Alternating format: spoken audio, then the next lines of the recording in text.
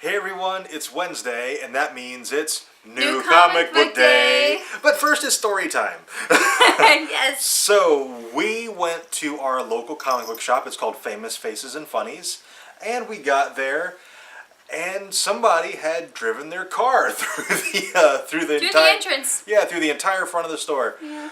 And this is where they keep, they have a turnstile thing with all their expensive comics, and nothing crazy, no X-Men #1s or anything like that. We're talking, $50 to $100 comics, and that's where they keep all that stuff, and the whole thing was demolished.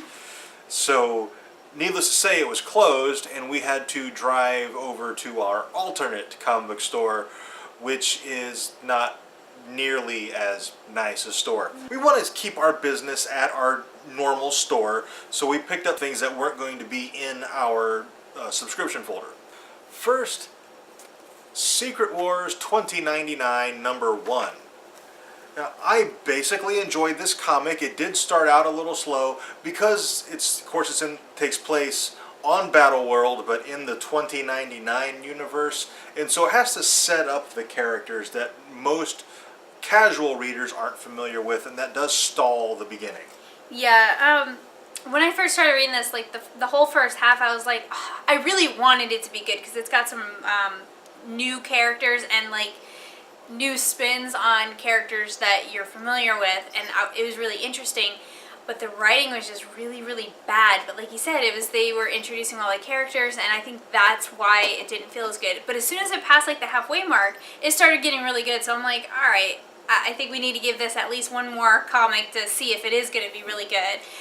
Okay, now, we haven't spoiled anything yet, but starting now, we are. Yes, spoiler alert. Yeah. Yes, spoiler alert. Spoiler alert. Alright, so it does take place on Battle World in the 2099 universe, which means we have a female Captain America. And she's awesome. She's probably my favorite character in the book. Yeah, and she's also really weird. It's when she's Captain America, she's Captain America. Mm-hmm. Once she takes off the suit, she's not Captain America anymore. It's almost like she has zero recollection of who she is when she doesn't have the suit on. It's really bizarre, and I can't wait for an explanation. It's like a dual personality, like a split personality kind of thing. She's Captain America and she's Roberta. Roberta's married with kids. Captain America goes out and saves the day. And it's really, really interesting, and it seems like neither one is aware of the other. Yes. We have an Iron Man who is a little person, and he's awesome. he looks like a handsome Tyrion Lannister, I would say. Yeah. And I really enjoy his character, and I'm looking forward to seeing what they do with him. He doesn't have a whole lot of story in this. The story focuses mainly on Captain America. The other characters get less story. Yes. We also have a Hawkeye who actually has wings. Yes, he flies. That was my favorite thing. It was Hawkeye, and it's almost like normal Hawkeye, except he has wings. So that was really cool. We have a Black Widow, and she is black, and I thought that was really cool because it's Black Widow. And keeping with the spider theme, she doesn't have the gun. She's not dual-wielding pistols. She has a stinger that slides out of some kind of contraption out of her wrist. And poison or not, I don't know. It doesn't really say, because Captain America doesn't let her kill. We also have, instead of Thor, we have Hercules, which I thought was kind of cool. It's another type of god, although Hercules is the son of a god, so he's kind of a demigod. He's a demigod. And of course, Hercules does exist in the standard Marvel universe, and he's been an Avenger before. Now, Hercules does get a fair amount of story in this comic. He is a raging alcoholic / womanizer who is kind of battling these demons that he has because he accidentally murdered the mother of his children and his children. Yeah. I got the impression that he's not actually like that this is just, it's an anniversary of that death, and that this is a one-time occurrence, that he is acting this way, and that hopefully that's not a character flaw of his, because it's kind of hard to get behind a hero who's an alcoholic and a womanizer. And potential sexual predator if he's not stopped. But like I said, that seems like that's very out of character for him. So we'll see how his character develops through the rest of the Secret Wars 2099. All right, so I think that's basically everything. And it's all set up. It's here are the characters, Yes. and we'll get in presumably to the story in the next issue.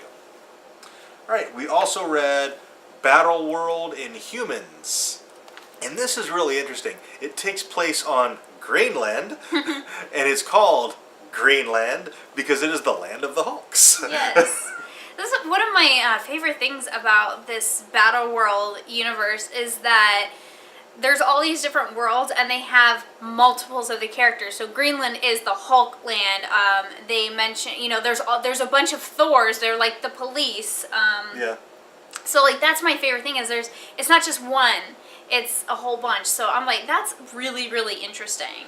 And this Greenland, it comes across as kind of a mixture of like Ireland and the Old West. It's really crazy, or like early 1920s New York in the desert, because we have a bunch of Irish characters and 1920s 30s motor cars and dialect and that kind of stuff, but it's in the desert. So Ghost Rider is the leader of the Inhumans. They call him Mr. G or G-Man, depending on who you're talking to.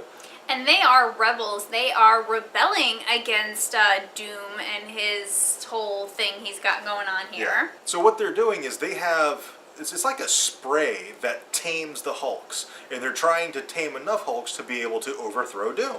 Yeah. But before they can get very far on their mission, the Thor Corps shows up and they capture Ghost Rider and take him back to Medusa to have him tortured to reveal their plot, their overall just to plan. get information, Yeah. basically. And Medusa has this psychic who is going to infiltrate him, but apparently he's had some sort of guards up, and so when the psychic goes at him, it actually backfires, and Ghost Rider ends up dying, and the psychic almost dies, and the only thing he gets out of him is the quiet room. Yeah. And the Quiet Room is a bar in Grand Central Station. Yeah, and it seems like all of the world kind of have access to this bar. Like Yeah. everybody, it's like a neutral territory, and It's like, everybody it's like can go there. a hub, like a Yeah. neutral zone / hub, to where everybody can go and. Yes. And So Medusa sends in a spy to listen, and of course, when she takes off her hood, her ears are like 5 feet. I was like, oh, okay. That's that how was she's very gonna listen. literal. Yeah, listen, giant ears. Yes. So, Exaggeration. They were 5 feet, but they were large. they were big ears. Yeah. And so she gets to the bar, and right off the bartender's like, "So I guess Medusa sent you," and that's the end of the comic. Yeah. So it's like, okay, well, what are they going to do to this spy? Yeah. Because it seems like the rebels might be in charge of the Quiet Room. I don't know. I have no idea. Or at least Medusa. Well, yeah, Medusa said to make sure nobody knows that I sent you. Yeah. And then And the the bartender bartender- right off is like, oh, Medusa sent you. And by far the best comic we read tonight is Old Man Logan #1. Now this is not the Old Man Logan of a few years ago. This is the Secret Wars Old Man Logan. And this takes place in a like true Old West Yeah. kind of area. There's a guy, they call him the Gladiator, and he's wearing an Iron Man helmet. And it seems like he's trafficking children in like a sex trafficking kind of a ring or something. Some sort of trafficking anyway. Yeah. And Logan is shutting this down, and he does. He goes in and slaughters everybody. And it's they've got multiple people in there wearing like Daredevil outfits, and he's like, why are you wearing that costume? And he's like, man, this is a uniform. What are you talking about? So it's like you can see on Battle World how the universes are kind of just messy, overlapping. And I think that's really, really cool. So after he takes care of the Gladiator and his boys, he's on his way home, and he comes across an Ultron head. And so basically he gets home and he's like, okay, I need you to continue watching the baby because I gotta go take care of this, look into it. I get the impression that the baby is his, and then he's got Mrs. Cage watching the baby, and she's basically, oh, it's fine, he's easy to watch, whatever. Now, I don't remember in the normal Marvel universe Wolverine and Luke Cage's spouse, I forget her first name, Miss Cage, I don't remember them having an overly friendly relationship, but they do seem to be much, much closer in this world. So I don't know on Battle World what their relationship is. It seems like they might be intimate. I can't really tell.